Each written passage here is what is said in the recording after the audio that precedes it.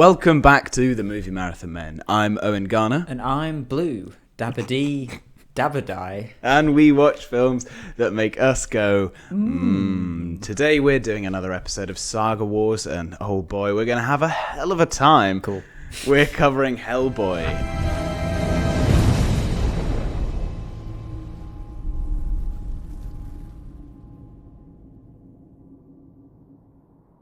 Well, let's just fire straight in.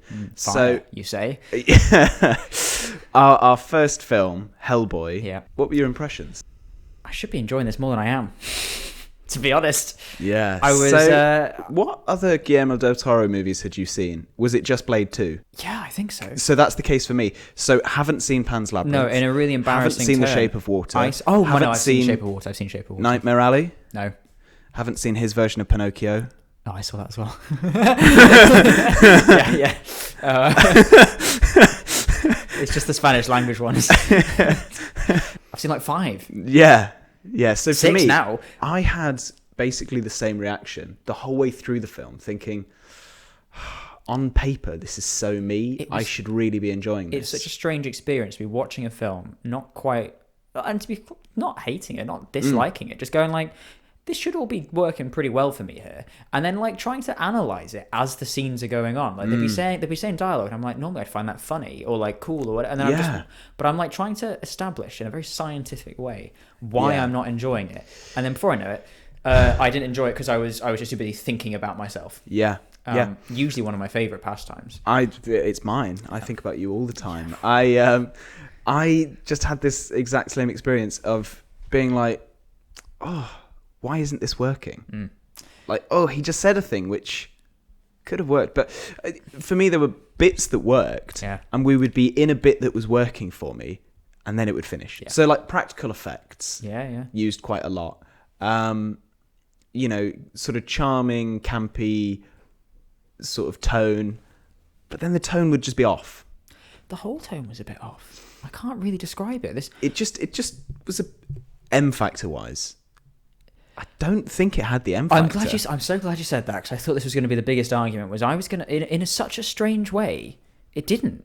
This is like in my mind, an archetypal like, it might not be the best film in the world, but like it's guaranteed to have that something. It's a Guillermo del Toro film. Yeah, a man whose films I've watched all of.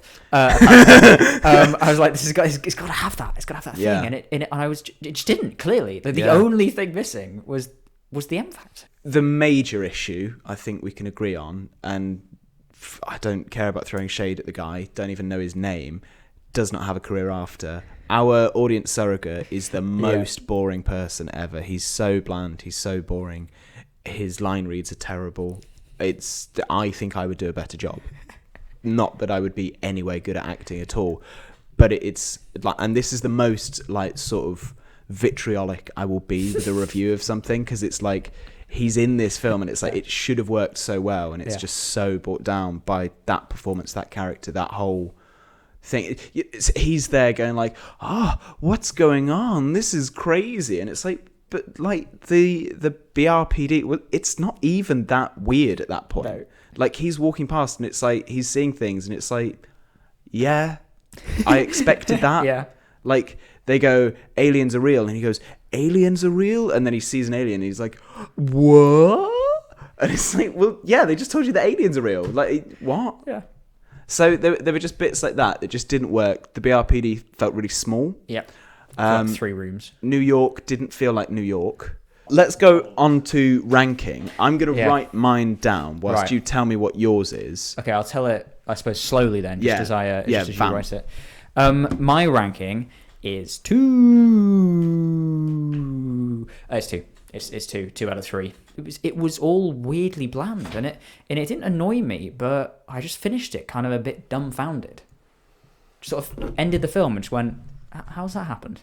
Well, what's interesting here is I didn't think we were going to deviate so early on, but we have. If you want to hold that up to the camera. Oh my gosh. To that camera just there. Yeah, I memean, so for me, it was a real miss. So here you can see, for me it's 3. It just completely missed for me entirely, and the reason it's so like low and that I've been so vitriolic in my review of it is that I was so excited to watch it, and I thought it was going to be so me because Blade 2, love. It was great. Yeah. And so I thought, Guillermo del Toro, spooky comic book movie, smash. This is going to be a home run. I thought smash hit. These 3 films, it was like a back-to-back, like, what a pleasant evening I'm going to have. Yeah. Just blasting through these Hellboy films. Yeah. Did not want to blast into 2 at all. I was just like, I'm going to actually just have to give myself some time here. The exact experience that I had. Watching 1, I thought, oof, gosh, I thought I was going to enjoy this watch through. Yeah. Seems I'm not. Yeah. What a shame. I think the character dynamics were all a bit off as well. Like, if we want to get into more specifics, it was just... They didn't really build up the bland man and Hellboy as enemies to friends or whatever. Yeah. Or, like, they didn't grow closer, or they didn't get further apart. The romantic stuff didn't work at all, really, for me, because he's just in love with a person who doesn't. You don't want her to be in love with him necessarily, because she seems to be living quite a nice life. She seemed to be honest. like fine, and then he pulls her back into it, and he's so like, oh, I'm just gruff and unlovable. Yeah. No, you're just like being unpleasant. But that's it. It wasn't a gruff, unlovable, but there's a heart in there. It was gruff and unlovable. And that's all he did. That was his whole deal. A face value, big face value character. Because even like we hate the man as an actor, as a human being, and as a character. But the side guy who our audience surrogate is Ron Perlman not good? No. Just the side character, whoever his Oh, yeah. Sorry. I thought like, oh, did I not know something here? No, Ron Perlman, I'm assuming is fine. Yeah, because he's still working. Yeah. So I'm assuming he's. But he's mean to him in scene 1 for no reason, and then is never nice to him again, even when he should be. Like, even if we don't like him because he's bland, we were supposed to like him in a way. Like, he was supposed to be our guy. He's supposedly this love rival, but he's not. I don't think. Like, I don't think he's into her. No, I think Abe is fine. That's the good dynamic. Is Abe and Hellboy? They work. John Hurt's character, the dad. Good too. Thoughts on? For me, fine, but like not. He's a good actor, but the bit that worked for me, his sort of opening narration, that cold open, seeing that so much practical work done, it having that like that spooky alt history, I thought, wow, this is going to be great. And then so leading in, I was like so on board, and I'd enjoyed everything, but then just the modern day stuff just didn't work for me. And it's a good job that's like an hour and 50 of this 2-hour film. Yeah. Well, yeah, I think we've sort of exhausted this topic. Let's close it out with our question of whether this is a watch or not. For me, it's a not watch. This is a really difficult one, right? Because I say you say watch. If you say not watch, we are basically just saying don't bother with Hellboy. I think, unless there's another option, I suppose. Actually, I don't know. I'm not going to say not watch. I'm going to say it very clearly, not watch. Yeah, I think. No, I think for the edit, you they're going. I'm gonna say it clearly. It's gonna no. It's gonna maybe not watch. That's what I heard there.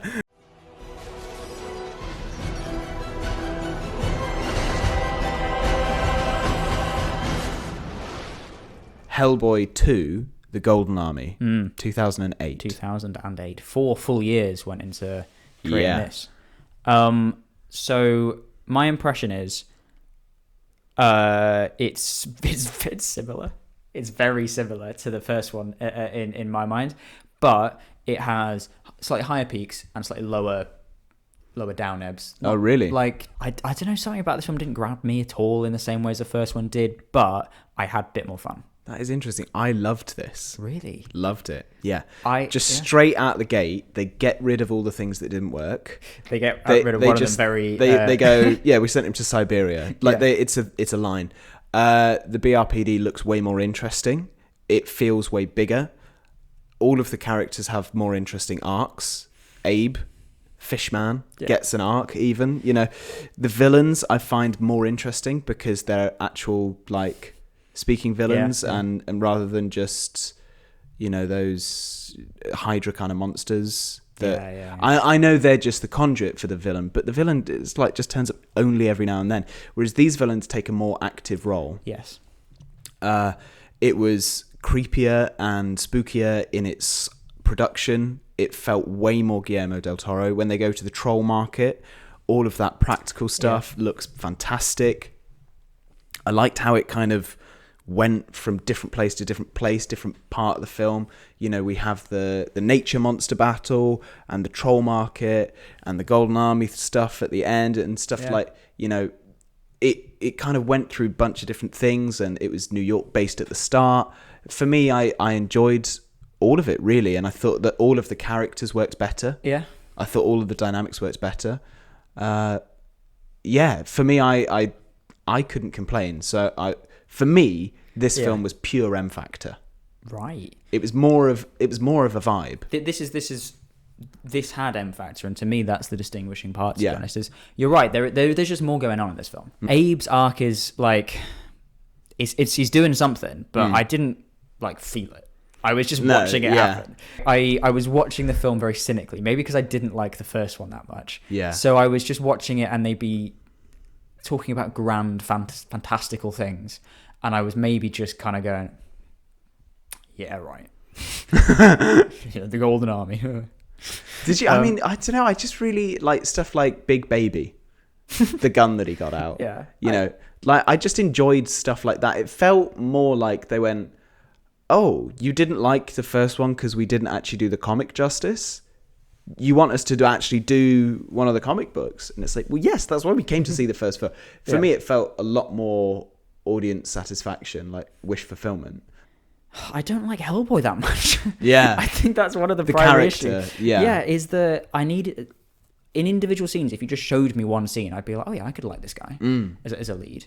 But throughout the whole film, he just never grew to me. Like it never developed in a good way. In either of them. Like I'm not comparing the two here. I preferred this one to the first one in every respect, but I just didn't love it. I just didn't. That is interesting. Right. Well, I'm going to start writing down my ranking, and I'll get you to give yours and then explain. And now, obviously, we get to the point now where we sort of reveal what is going to be the end. And you're only going one of two ways, really. Yeah. With quite a big sway of opinion. And I did love this. I thought the vibe was just fun. But it is second for me. See, I'll as you're writing that down, just add other points, which is this film series struggled for me a little bit with the idea that the conclusion always relied on Hellboy just kind of deciding to save the day. Like a lot of the finales sort of are not big. There's a lot at stake. Give me your ranking so I can write it down. I know you love to justify your whole point first and then say what it is. I was vamping to give you time.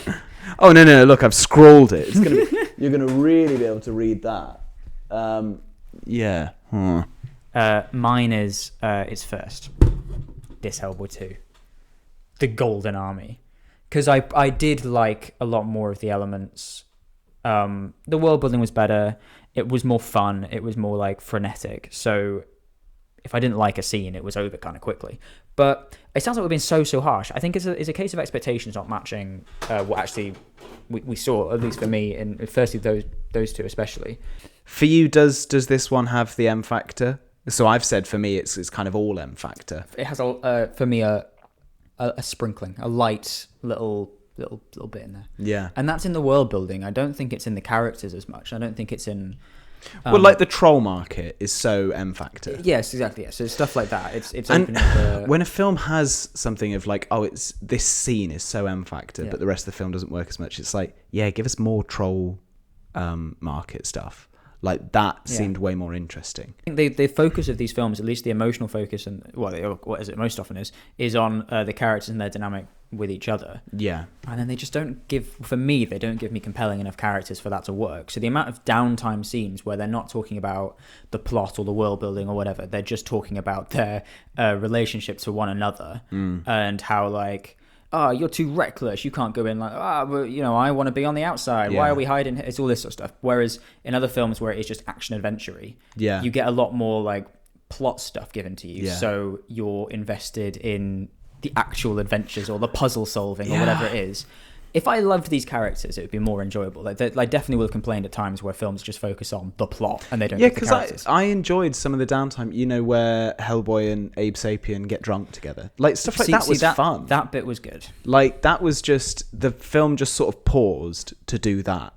And this film felt like it had more time.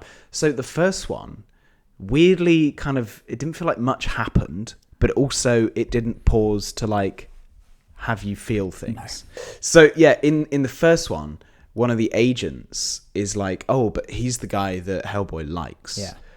And he's just one of these American actors who you've seen in 1,000 things, and he sometimes is great, sometimes is fine. Yeah. And in this one he was fine. And because the character's so two-dimensional, like it's written so two-dimensionally, and that character dies and Hellboy's sad, and you're like, but you didn't do the work to make me care. No. You can't just tell me that Hellboy's going to care if this guy dies. Yeah. And then he dies and you're like, oh, I bet Hellboy cares. Because also, it was so like, they hit you around the face with Hellboy's big red right hand to be like, this guy's going to die in a few scenes because we've said that Hellboy likes him and he doesn't like this new kid. And you're like, oh, right, I wonder if he's going to like him by the end. And then he kind of did, but not really. He kind of did, but then like they realised that it didn't work at all, so they sent both the character and probably the actor to Siberia. So yeah, it just bits like that didn't work. But in 2, they had more time where they just went. And now I guess Abe Sapien and the elf lady are just reading poetry to each other. Like, that was nice. I liked that the film did that. Yeah, I liked that the decision they made to do that. I just didn't like the output. Yeah, fair enough. Watch or not, for me, Hellboy 2 is a watch. This is why I thought it was difficult. Is like, I don't think you have to watch Hellboy 1 at all. You probably don't. There's nothing established in that. I don't think I'd recommend this though. I honestly think if someone if someone came up to me and went like, oh, actually, have you seen the Hellboy films? Haven't you? Should I go? I think I'd say they're all right.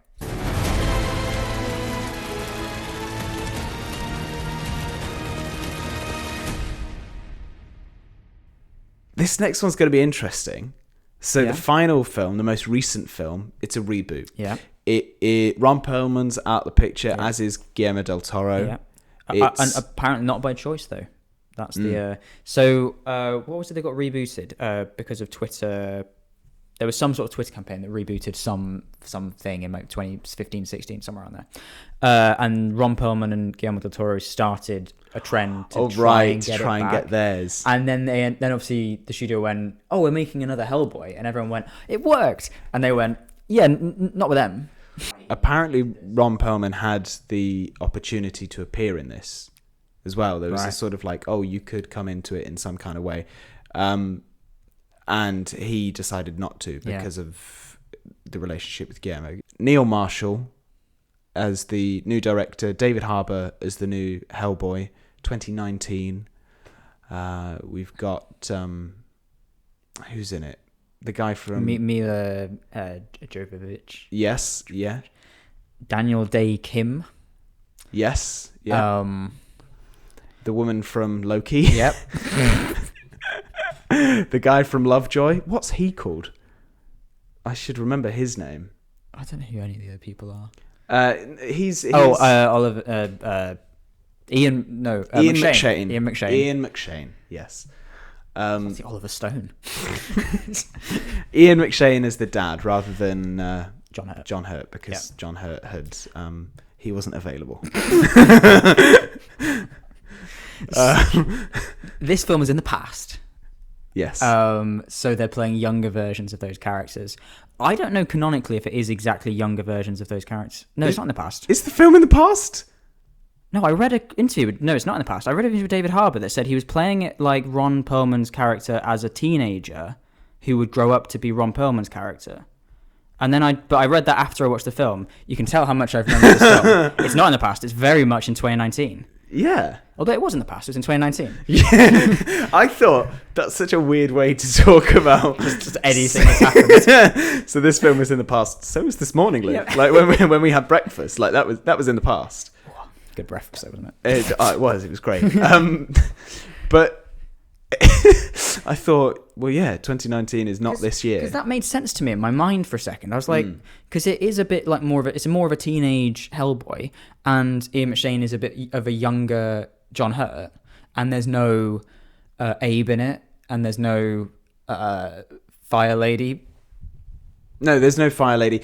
Who does have a name? I guess the what's her name? So that made sense to me, and then, but you're right. It does. This is just 2019. It does. I mean, the main worry with this, it's a reboot. God, are they going to do that bit with the Nazis again?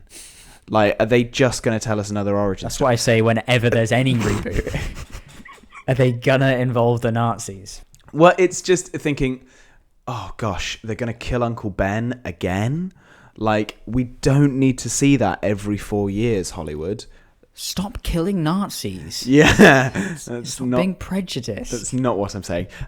Also, are they gonna bring in Rasputin? Like, are they gonna put Rasputin with Nazis? Which I think they kind of do, because they show it as a flashback in maybe the midpoint of the film. So I felt really relieved that they didn't do another origin story. Yeah. Hellboy is Hellboying from day one. We have this cold open where he's following a trail of some vampires. Yeah. And so we just get him straight off the bat just doing his thing. The vampire bat. Straight off the vampire bat. Yeah. So for me, I thought, brilliant. Yes, that's what we doing want. a stakeout. He was doing a stakeout, and then the steak went in. He's cutting his teeth on the floors of Tijuana. Gosh. And he sucks. I don't think he did suck though. He didn't complete the mission very well. I don't think, did he? He killed a vampire. Yeah, but they're pretty unhappy. He was not supposed to bring him in. Yeah, he was supposed to bring him in cold. Because they're not warm-blooded. Anyway, for me, I really was so like, good. He's being Hellboy day one. Yeah. Hellboy, I think, is out. So another thing that you're not a fan of, that you've said, the kind of secret identity with superheroes. Yeah. In Hellboy, the first one from 2004, Hellboy's a secret. Yeah. And you're like, oof. So then at the sort of cold open of Hellboy 2, where he's like, oh, great, here's an opportunity to expose myself to the public. And he takes it. Yep. That's why he wears the trench coat. That's why he wears the trench coat. Hellboy goes out and goes, hey, here I am. Look, it's red. Do you reckon it's the scale of his left hand or his right hand? So it was nice to see that it was nice to see that Hellboy was just wandering around, just out and about, and people go, "Hey, you're Hellboy. You suck." Like, I just liked that. Yeah. Because we don't want to mess around with, oh, Hellboy's a secret, and we don't want to mess around with, how did Hellboy start? So they do the sort of origin story kind of sandwiched in the middle of the film, and that sort of plays into then the sort of second half sort of conflict and dilemma and struggle. So for me, I was very pleased that they didn't just do like a kind of beat for beat origin story, because they'll absolutely be adapting the first run of the comics or the most popular run of the comics. And I was very happy that they didn't do it. Also, that when they did it, it was kind of different, and it had that Thomas Hayden Church character who was really fun. Loved that guy. So we just had more bits like that. Yes, I'm just trying to get ahead of what you're going to say. I don't know. I really enjoyed this film. I enjoyed the tone, the needle drops. I thought the music was great. I liked the look of the film. I enjoyed the action that we got, just like random troll fights and stuff like that at points. And I enjoyed the side characters. So what I will say about all of these three films, they're really close together. This is not, for me, this is for not... For you, they are, right? This really is not a case of like, this sucks, that's amazing, this is fine. It's all three of them are so tightly together. Right. And for me, the thing I just couldn't get on board with on this film was it was the dialogue for me. It was something about it I just didn't enjoy, and it was like a lot of it. This is an R-rated film, so they swear, and I'm of course anti-swearing in all forms, but it was like someone who had just learnt swear words a little bit. Like it opens a little bit like Deadpool. Actually, there's the opening scene where I can't remember what the exact quote is, but it is very much just like, and then they effing died, like line number 2. And it's a little bit it's maybe a bit cheesy. But beyond that, I didn't like Hellboy again, possibly even less than the other ones. I don't know. Oh, really? But so like again, this is a matter of like, if I was to rate them, whatever the rating I want to give them, they're like a 6 to a 7 or a 7. So they're inside the same 1 point. I feel mark. like we got more of an idea of why Hellboy was the way he was because we spent more time with him and his dad. Yeah. So and his dad was a more active presence, I think, in this film. The first one we see like the John Hurt dad for like the cold open. It's not actually John Hurt, and he's not the dad yet. Yeah. He's just him as a young man. He's a kidnapper. And he's he's a monster killer. He's just going around killing monsters, and then just has an off day, I guess. So I feel like we got more sort of explanation of who he was and why he was the way that he was. I felt like the young scene that we got of young Hellboy did more for me on sort of character development. The bedtime story. Yeah. So and also that worked as a better sort of, and here's how narration happens. So for me, I just across the board I enjoyed it more. The character, some of the side characters didn't work as well. I feel bad that I can't remember her name, but the woman from Loki, I thought her character was just not very interesting and was there really as a story device. I will say I'm glad that the United Kingdom was portrayed well in this film. Firstly, there's a shot of them going into central London. I thought, oh, cool. It's going to be in central London. It's going to be like a New York film. I know where this is going. Yeah. And then they go across the Thames. Yeah. And then next scene, they're in like, I don't know, Hertfordshire. They're like in the countryside, in a manor house, hunting. Oh no, I poshy people. I thought you were going to say of like the bit in London where they go to, I think it's called Top of the Morning, fish and chips. Oh, good day, governor, with a cup of tea. It's all of it. But obviously, the two people that they spend the most time with are not from the UK in real life, which is Loki Lady and Daniel Day Kim. Yes. And I don't. It's always harsh to say people are doing a terrible job with accents. So I won't say it. Is Loki Lady not from... Are neither of them from the UK? Oh, no. I didn't know that. No, they're both just Americans. Right. It was an added layer of like people... Yes. They were being very like posh sometimes, and then sometimes very not. And she was such like a working class character that had such a posh voice because that's how they know to do English. And I imagine they probably didn't have enough time to prep an accent or anything like that. They were just chucked in this film. What? It's set in England? Like that last minute script change, yeah. I didn't... Like the guy's backstory was very much just... It was like built up to... It was like, I've got to inject myself. I've got these scars. I'm like, I wonder what's going to happen. And then it was just... It hit me in the face.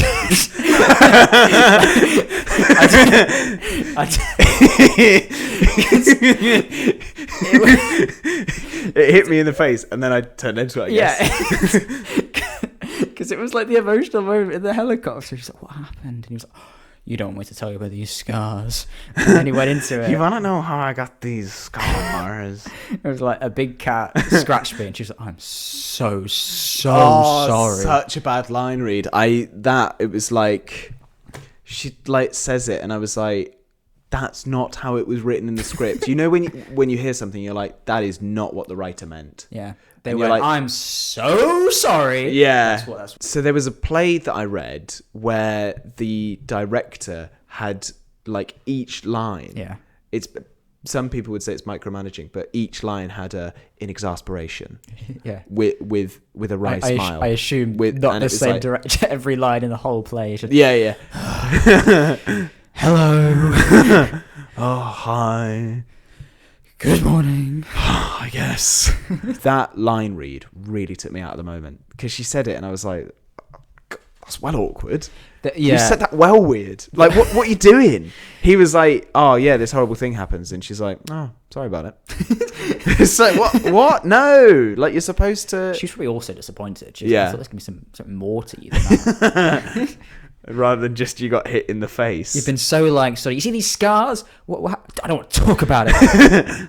Don't look at my face. You wouldn't like me when I'm angry. Yeah. Wait, we're not allowed to use that? Oh. You wouldn't like me when I'm emotionally pent up and releasing it. There were a couple of lines like that, to be honest, throughout, where it was a little... it was maybe Ian McShane, Hellboy was saying, like, why didn't you kill me when I was a monster? Why didn't you kill me? What changed? He was like, you changed me. Yeah. I was like, well, no, expand on that. I will say, with a lot of this film, because you understand what the tone's going to be quite early on. I've watched 2 Hellboy films before this. Yeah. I've sort of resigned myself to, okay, these films aren't good. So I just need to, for my ability to enjoy it, just resign myself into like what it's going to be and just go, oh, it's just a vibe. I've changed my mind massively as we've discussed this, because the first 2 Hellboy... Can't even speak about it. The first 2 Hellboy movies sort of sucked the life out of me a bit. Yeah. This one's brought it back. I'm quite enjoying talking about Hellboy 2019. Yeah. I don't know. Can I give it the top? Can I switch it around? I think you should. I actually think it's not better, but I did have more fun. You can change it on the whiteboard if you want. Oh, that's too far away. I'll give you the whiteboard. Yeah. This to me smacks of famous box office flop. This film was really expensive and did not make its money back. I think disappointingly for even this film, it's not even a famous box. It's a massive box office flop, but I don't think it's even a famous box office flop because people forgot that it even happened. That it exists. But for me, this feels like fails at the cinema, excels on Netflix kind of movie. Where like probably didn't though. But but it might go on Netflix like next year, and people go like, "Oh, this was great fun." Actually, it probably won't now that there's a new one coming out this year. Yeah. So for you though, is it a watch or not? I'm just looking. So now we've actually matched. Now you agree with me. You've changed your. I don't think you. I think we had everything in a different slot. Yeah. So you've changed yours. Well, because I've moved it. I just moved it to the top. I just decided I've had so much more fun revisiting Hellboy 2019, and I don't. Is it the best? No. Did I enjoy it more? Yeah. Yeah. It was really creepy in parts. There's a lot of children eating in this one. Yes. Yeah. Always good fun. Always a crowd pleaser. The Scouse actor, Stephen Graham, his like warthog thing. Yeah. Loved that. The witch scene. Yeah. On that like sort of haunted house type thing. Howl's moving castles. You know, I those bits where it kind of went into that kind of stuff. So again, what I liked about 2 were all the different bits where it went to different bits and did different things and felt more like a comic book movie in that sense of like comic books aren't structured in a film way. They're issue to issue. So it would be, oh, there's the issue where Hellboy's on a witch house. There's the issue where Hellboy's in the countryside fighting trolls. There's the issue where Hellboy's in the city fighting a witch lady. And it felt more like kind of periodical. So, yeah, I mean, have we said the M factor for Hellboy 2019? I think it does have the M factor. I think there's enough bits where it just kind of did a creepy thing and I thought, fun. It's sort of lurking. It's around. Yeah. It's in the shadows and sometimes it appears. But a lot of this, I'm remembering individual moments here that are boosting this film up. There probably were like several 10, 15-minute sequences where it had zero M factor for me. I don't think the film was... It's accidental, honestly, a lot of this. Like, we're talking about like, oh, there's this horrible line read. Fantastic! Yes. Well, so like a film like The Room has M factor. Yeah. But accidentally. Yeah. Exactly, yeah. This is more of a studio made by committee film than the other two. Yes. But they did such a bad job in some instances. That it's so entertaining. It's entertaining, yeah. Yeah. This is entertaining to me in comparison to the others. Yeah. I don't think I would rewatch this film. So yeah, for me, I think it is a watch, but like only in a...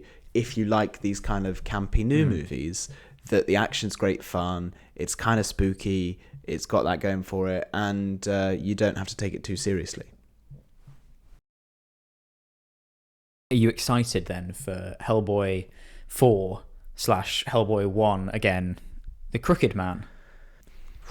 Yeah. I'm not going to see this opening weekend, and then I will decide.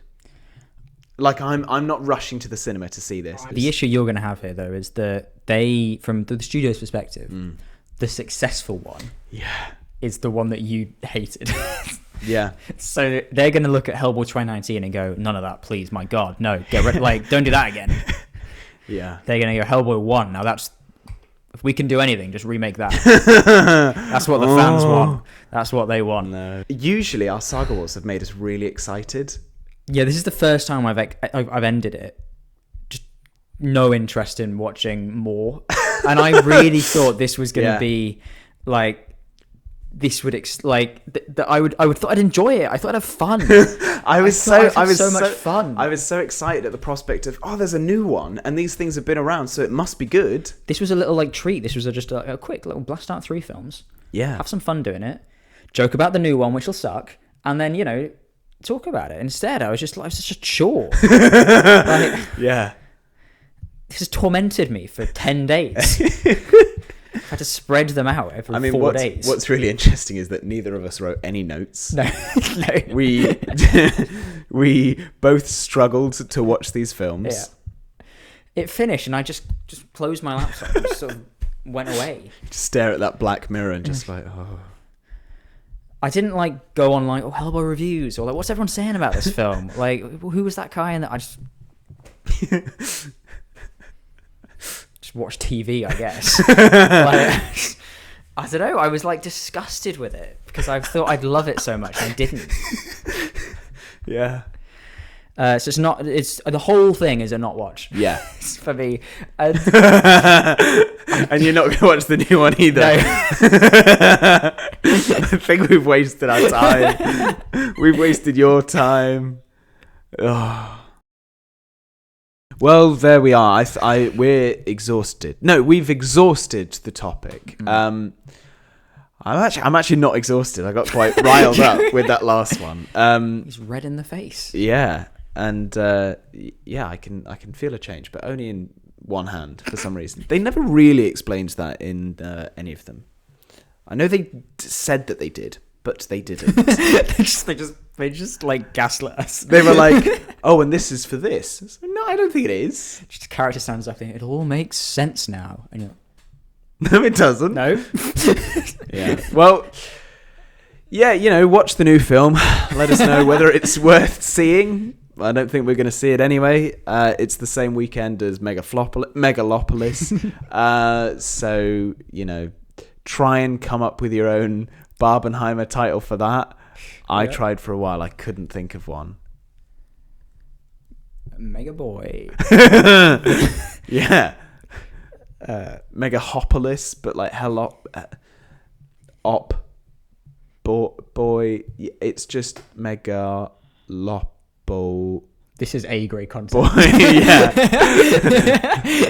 Well, yeah. We can't come up with anything. I don't think they're even going to try and market it in that way. They've got nothing. Are they going to even try and market it? Yeah.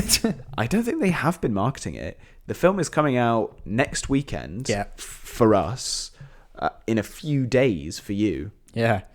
I've not seen a trailer. No.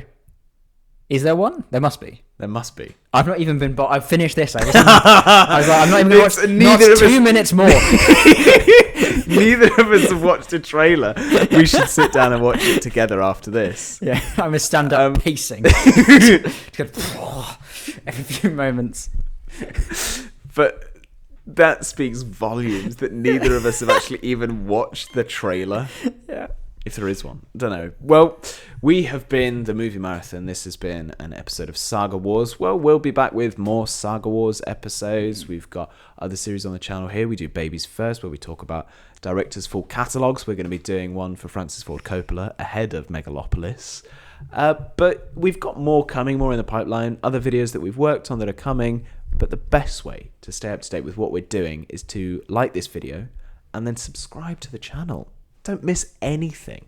And, it will make our day. Well, I've been Owen Garner. He's been Luke Carr. And thank you for watching. Goodbye.